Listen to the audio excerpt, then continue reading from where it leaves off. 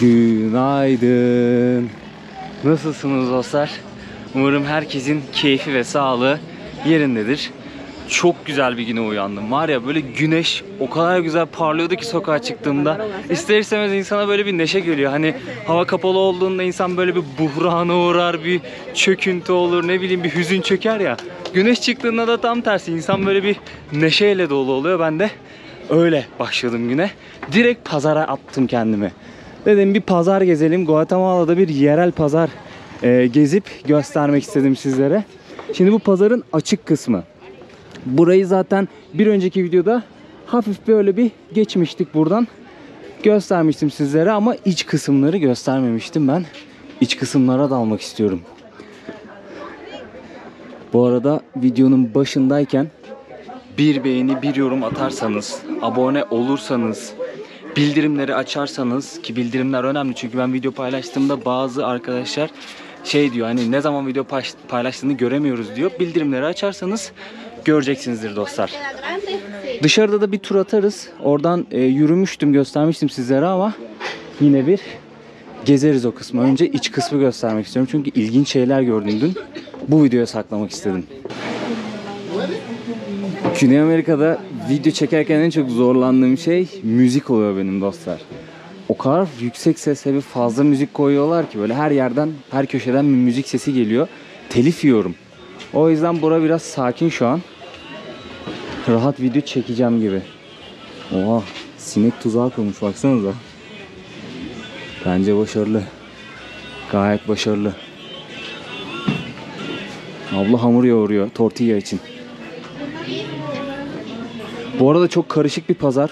Çok büyük değil ama bayağı bir labirent gibi. O yüzden rastgele gezeceğim vallahi. Ne gelirse önüme orayı göstermek istiyorum sizlere.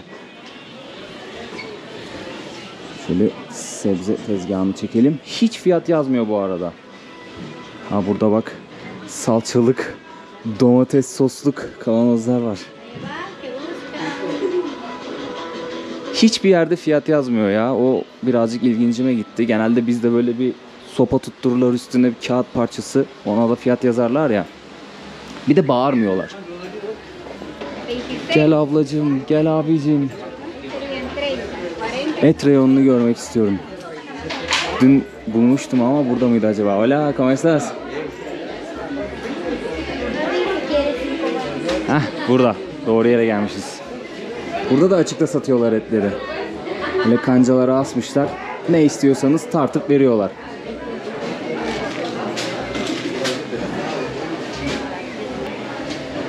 Hola.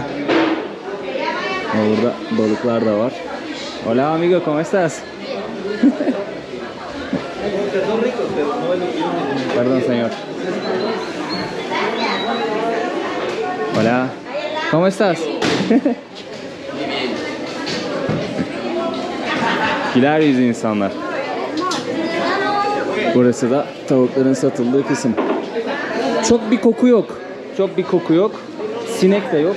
Gayet açıkta satılsa da hijyenik duruyor. Nereden devam edelim? Şuradan devam edelim. Oo, bu abimizin işleri iyi. Hola, ¿cómo estás? Bien, todo bien, gracias. Hola. Bugün salça olacağım abi. Herkese laf atacağım. Hola, buenas. Çevre yerleşim yerlerinden, yani köylerden, kasabalardan gelip burada böyle ablamız gibi yere oturup seyyarda ürünlerini satan insanlar da var. Onlar yerli insanlar. Zaten kıyafetlerinden anlıyorsunuzdur dostlar. Geleneksel kıyafetlerini koruyorlar. Kültürlerini koruyorlar.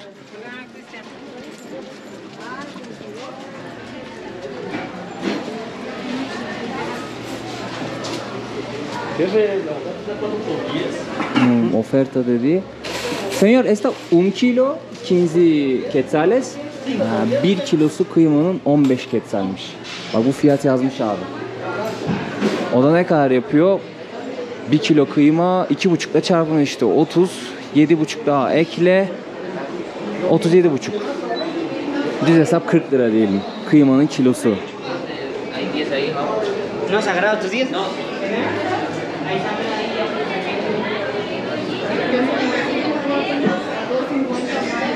O burada da soslu et satıyorlar. Tam mangallık. Neyse şuradan çıkalım, bir diğer kısımlara bakalım. Dün çok ilginç bir şey gördüm. Onu bulup göstermek istiyorum sizlere. Aha, buldum. Dostlar bakın. Şu tarz kurutulmuş balıkları birçok ülkede görmüştük burada. Güney Amerika'da. Şimdi Orta Amerika'da bu tarz kurutulmuş ve tuzlanmış balıklar var. Onun dışında bak şöyle küçük, benim parmağımdan daha küçük balıklar da var. Bunları da böyle kurutmuşlar, tuzlamışlar. Çerez niyetine yiyorlar bak. Onu da geçtim. Şu çok ilgincime gitti. Bunu farklı yapmışlar galiba. Kızartmışlar da kurutmuşlar gibi. Ya bu da yenmez ya. Çok küçük değil mi? Ama en çok ilgincime giden bu oldu. Bu çok kurumuş gözükmüyor ama bir tezgahta bulmuştum da o bayağı kurutmuşlardı. Çok ilgincime gitti yalnız o ya. Yani şu kadar parmağım, serçe parmağımdan daha küçük ha balık. Burada doncular, ayakkabıcılar, başka kıyafet satanlar.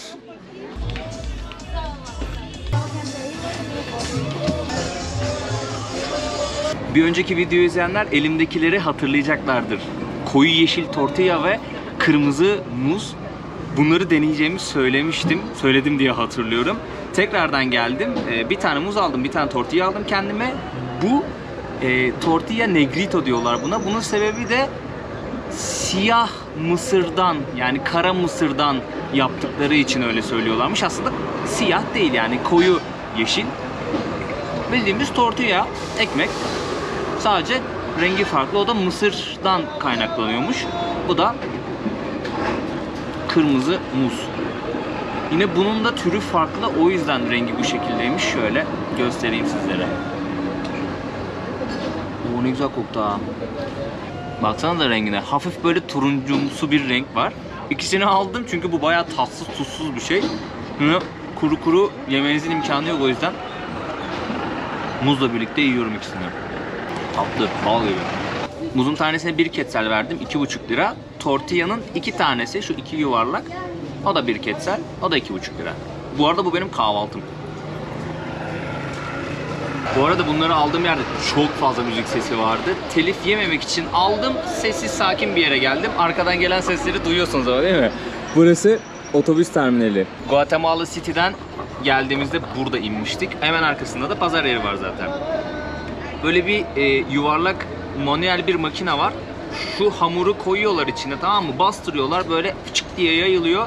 Yuvarlak şu formu alıyor, gösterdiğim formu alıyor. Daha sonrasında elleriyle o sıcak böyle saca koyuyorlar. Elleriyle çeviriyorlar. Yani ben elimi bile yaklaştıramamıştım mesela. O kadar bir sıcaklık var o sacda, ama kızcağızlar tak tak tak pişiriyorlar tortillaları. 2 tanesini bir ketele satıyorlar. Kıyafetler geleneksel Maya kültürü kıyafetleri. Bir tanesinin sırtında bebek vardı, sonradan fark ettim. Böyle bir bohçayla bağlamış bebeği. Şu dikkatimi çekti. Buranın kadınları hakikaten çok çalışkan. Yani sırtında bebek var, kucağında bebek var ama çalışıp para kazanmaya devam ediyor. Ve yine dikkatimi çeken bir şey, kadınlar erkeklerden daha fazla çalışıyor. Yani hangi tezgahı görsem, hangi sokak satıcısını görsem kadınlar daha fazla. Arkadan gelince birden sessiz. Çünkü korktum. Dedim ne oluyor?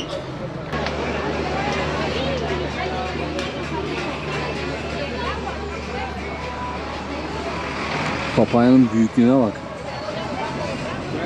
Bu da tam olgunlaşmamış mango.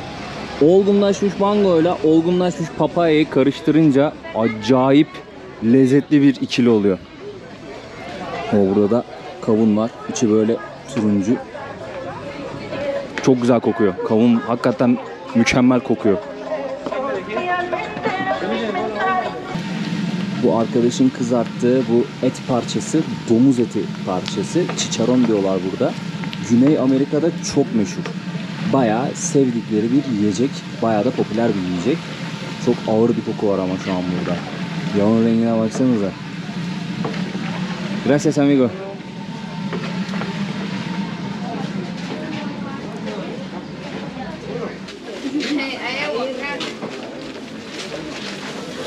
Abinin koltuk altında bir sürü içecek vardı.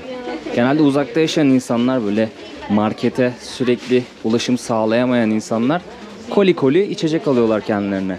Hola amigo, ¿cómo estás? ¿Todo bien? Dün bu arkadaşta görmüştüm, işte bu.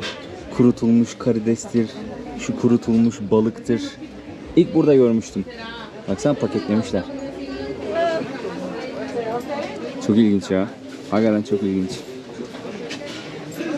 Bu kadar küçük balığı niye kurutuyorlar acaba, onu merak etmiyor değilim. İlginç olan bu. Kurutulmuş o büyük balıkları zaten göre göre alıştık. Gracias.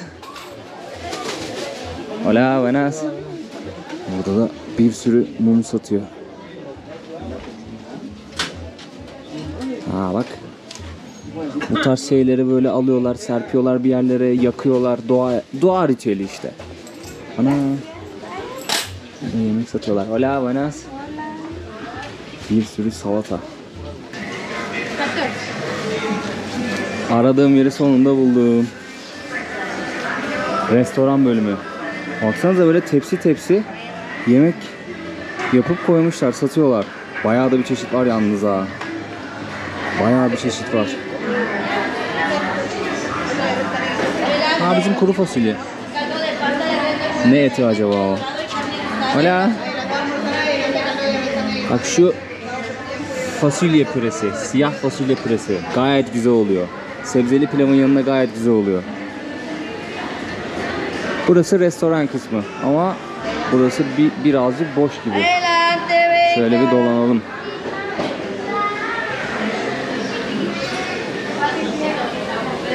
Klasik bir Güney Amerika. Şu an Orta Amerika'da olsak da klasik bir Güney Amerika, yani Latin kültürü merkadosu, yemek kısmı. Böyle mutfak ve masalar. Mutfak ve masalar. Menüleri de buraya koyuyorlar. İstediğinizi sipariş ediyorsunuz. Hola, buenas. 20 quetzales te vale. ¿Cuánto quetzales? 20 quetzales. 20 quetzales. ¿Está menú? Sí. Ah, ok. Esta menú, ¿no? Yes. Ok. Primera video, después comida. Sí, aquí te Ok. esperamos como don Neri. Ok, gracias. Burada gelip yemek yiyelim. Hola. Gracias, video. Vallahi söz verdim abla. Aa bak, burası da böyle ufak da olsa her yerde mutfak var. Birazcık boş ama ben daha canlı olur diye bekliyordum açıkçası. Hola, buenas. Hola, buenas. Aha da burası restoran kısmı. Bayağı boşmuş ya, ben bak şu an hayal kırıklığına uğradım. Çünkü genelde en canlı olan kısım yemek kısmı oluyor. Restoran bölümü oluyor merkadoların. Bazı ülkelerde, bazı şehirlerde yer bulamıyorsunuz, yani o derece kalabalık oluyor. Neyse biz gidelim bir yemek yiyelim ya. Çünkü beni o kahvaltı kesmedi. İzin aldım da sizlere mutfağı da göstermek istiyorum, bakın. Bütün yemekleri burada hazırlıyorlar. Bulaşıkları burada yıkıyorlar.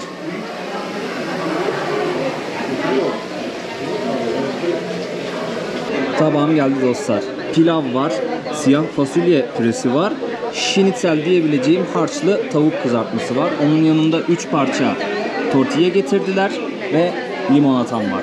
Burası toplam 30 quetzales. O da ne kadar yapıyor? 60-75 TL yapıyor. Şöyle bir Mercado'da 75 TL'ye karnımı doyuracağım. Hola, ¿cómo estás? Afiyet olsun. Yemeklerin yanında tortilla vermeleri gayet güzel bir şey. Çünkü biz Türkler ekmeği çok severiz. Bak ne işe yarıyor? Fasulye püresini sürüyoruz.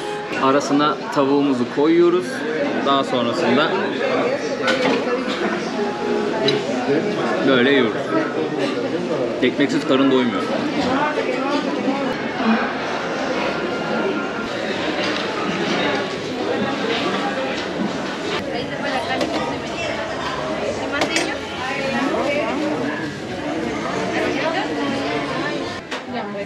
O yediğimiz koyu renkli tortilla ahanda bu mısırdan çıkıyor olsa gerek. Bunun tanelerini alıyorlar, öğütüyorlar, hamuru o şekilde yapıyorlardır diye düşünüyorum.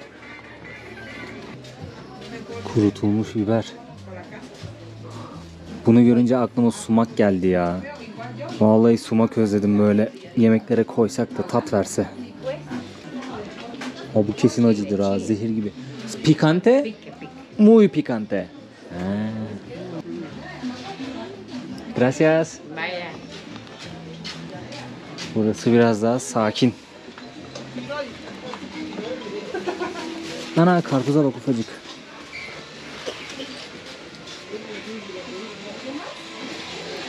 Burada bizim o sivri biberlerden yok. Mesela ben menemen yapacağım zaman şu biberden ya da şu biberden alıyorum.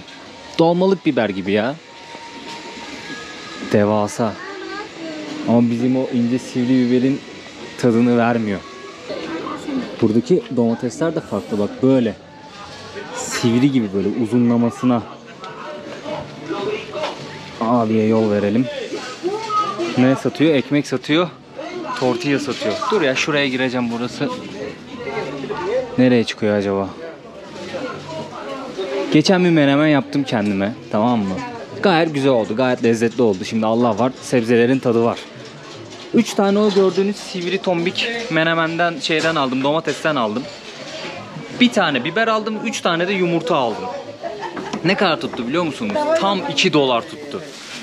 Ya şimdi düşünüyorum, menemen o kadar böyle komplike bir yemek değil. Yumurta, domates, ne bileyim, isterseniz soğan, işte biber, ekmek, tuz, yağ.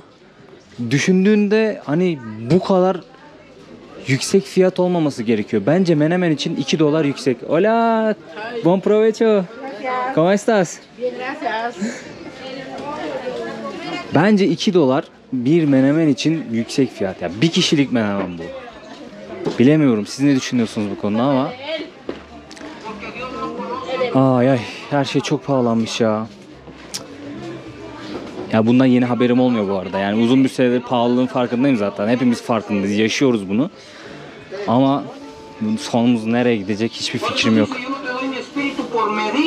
Abi çok güzel bak, şu kısımlar çok hoşuma gidiyor ya. Böyle şey satıyorlar. Böyle tütsülük satıyorlar, ne bileyim, böyle baharat vesaire bir şey. Bu tarz tezgahlardan gelen kokular hala bayağı hoşuma gidiyor.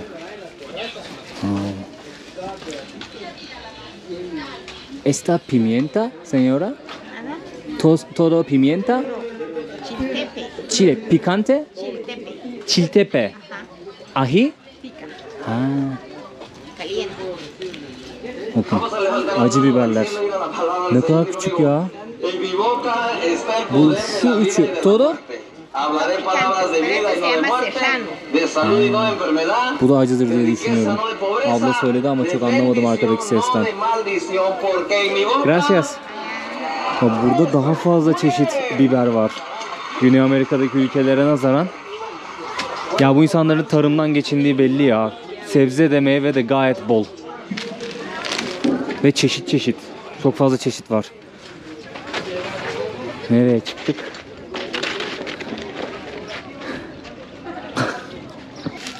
Si Jesús hubiera hecho el vino al principio de la boda, ni el mejor vino de los hombres.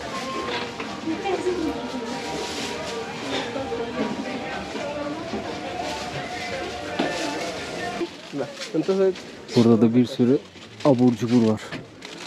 Ne kadar çok çeşit cips var ya. Hola. Çok fazla çeşit cips var ya. İnsanlar genel itibariyle çok güler yüzlü. Sadece kameraya konuşma kısmında birazcık çekingen olabiliyorlar. Onun dışında bayağı güler yüzler. Ya çok sevdim Guatemala insanını. Daha bak kaçıncı günüm burada. Geleli ne kadar oldu. Ama acayip ısındım yani buradaki insanlara.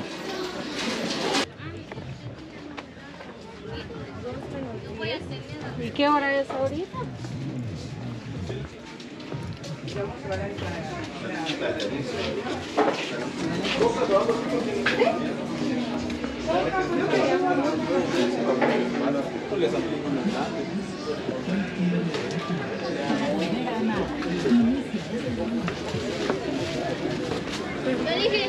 Yo dije soy un ser de luz. Burası pazarın bulunduğu kısım. Şuradaki sokaktan giriyorsunuz. Arka tarafta da otobüs terminali kalıyor. Pazar çok büyük değil ama karmaşık. Bayağı karmaşık. Çünkü Dar sokaklar, olabildiğince fazla dükkan, büfe koymaya çalışmışlar. Bu ana caddede bayağı bir kalabalık.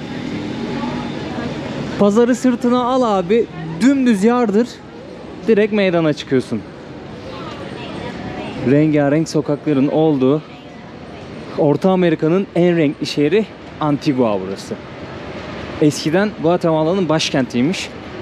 Talihsiz bir doğa olayı, deprem yaşıyorlar. 7.3 mi 7.5 mi öyle bir şey. Öyle olunca bütün şehir yıkılıyor. Başkenti buradan şimdiki Guatemala City'ye, yani Guatemala şehrine taşımak zorunda kalıyorlar. Guatemala şehri ile Guatemala aynı isme sahip. Yani ülke ile şehri aynı isimde buluşturmuşlar. Bu arada Guatemala ismi de Mayaların kullandığı yerel bir dilden geliyor. Birçok yerel dil var Mayalarda. Neydi? Ormanlar ülkesi, ağaçlar ülkesi anlamına geliyormuş. İlk videoda söyledim mi bilmiyorum. İlk videoda bir sürü not almıştım ama unuttum bazı şeyleri anlatmayı. Çünkü bunun sebebi, mesela tek gezerken daha çok videoya odaklanıyorum, tamam mı? Kafamda kuruyorum, ne anlatacağım, ne söyleyeceğim, ya da spontane olaylar gelişiyor. İkisinin harmanı bir video çıkıyor. Ama birisiyle gezdiğiniz zaman, yanınızda birisi olduğunuz zaman muhabbet oluyor, sohbet oluyor. Onun da keyfi ayrı. Ama bazen söyleyeceği şeyleri unutuyor insan şimdi. Yalan değil. Doğruya doğru.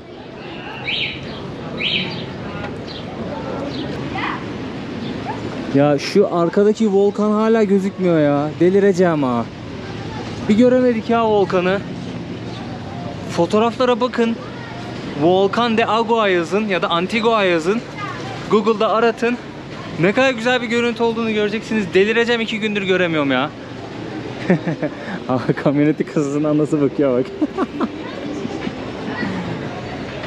Pazarı gezdik, dolaştık. Gayet güzel. Pazarın dışında da böyle kendi ekmeğini sokakta kazanan seyyar satıcılar da var. Herkes ekmeğinin peşinde. Burada da seyyar satıcı kültürü var.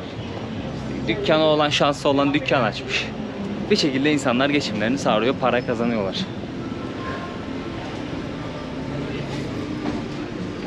Genelde öyle çevre köy kasabalardan gelip burada seyyar satıcılık yapan çok fazla insan varmış. Bu arada yemek falan yemek istiyorsanız Mercado'yu tercih edin eğer buraya gelirseniz. Bence bütün Güney Amerika'da ya da Orta Amerika'da bunu yapın. Çünkü daha lezzetli ve daha uygun. Böyle turistik yerlere girdiğiniz an fiyatlar hop çarpı 2.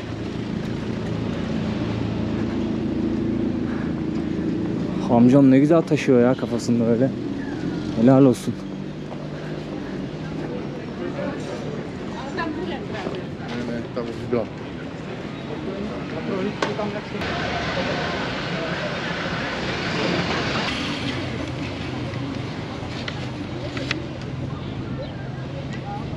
Un poquito, señor. Poquito, va.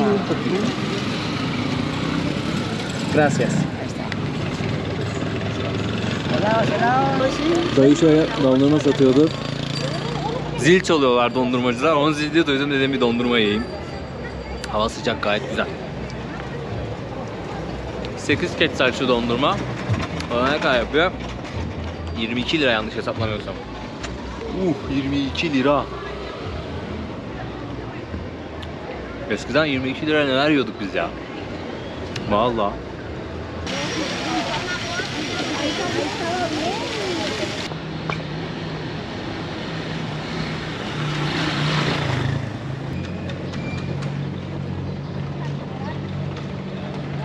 Bu kiliseyi görmemiştim bak daha önceden. Ne güzel rengi, sapsarı. Ha, burada tuvalet var. Şöyle kiliseyi göstereyim size.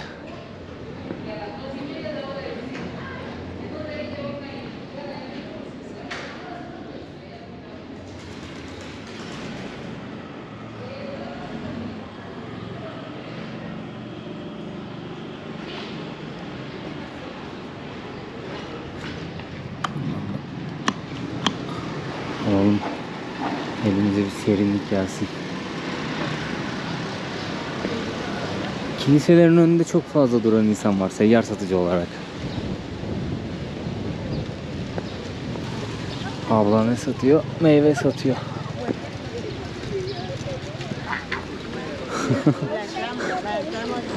Bak salladıkça ses çıkıyor bak. Salla bakayım şöyle.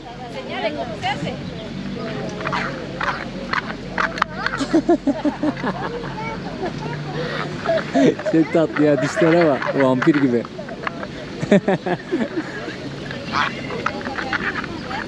Cinco. Cinco. Aferin.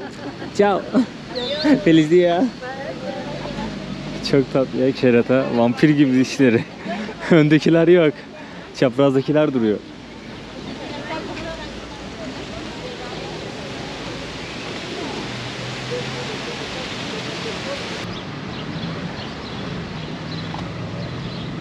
Dilek havuzu gibi bu da. Şöyle para atacağım.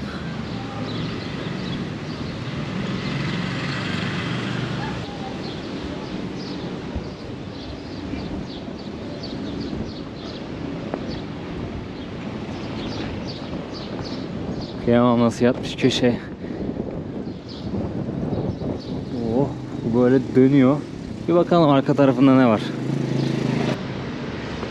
Burası müzeymiş. İçeride 2 tane farklı kilise var. İşte buradaki dini inancı anlatan, tarihi olayları anlatan bir müze. 10 quetzal bilet fiyatı. İstediğiniz kadar gezebiliyorsunuz. Bir süre kısıtlaması yok. Burada toplu taşımayı, gracias señor. Toplu taşımayı böyle tuk-tuklarla sağlıyorlar.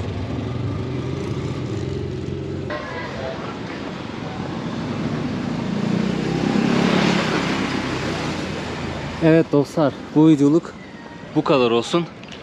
Bu videoda ana amacım sizlere Guatemala'da bir yerel pazar göstermekti. Ondan sonra bir de sokaklarda dolaşmış bulunduk. Güzel bir yemek yedik, tatlı yedik, dondurmamızı yedik, kahvaltımızı yaptık ilginç bir ikiliyle. Pazarı gezdik, dolaştık. İnsanlarını çok sevdim. Çok güler yüzlüler, çok sıcakkanlılar. Sadece kameraya karşı konuşma konusunda çekinceli olabiliyorlar bazen ama ufak ufak ben de onların bu tavırlarına alışırım. Belki daha sık kamera önünde onları gösterebilirim, muhabbet edebiliriz. Sizlere de aktarabilirim diye düşünüyorum. Zaman gösterecek dostlar. Bu videoluk bu kadar olsun. Bir sonraki videoda görüşmek üzere diyeyim. Bir beğeni, bir yorum atmayı unutmayın. Abone olmayı unutmayın. Adios amigos diyorum. 10 quetzal bu. Ne kadar? 1 litre 25 TL. Vay arkadaş ya. Su ya bu su. Su ya su. Hola. Şoför amca kahtalı mıçıya benziyordu ha.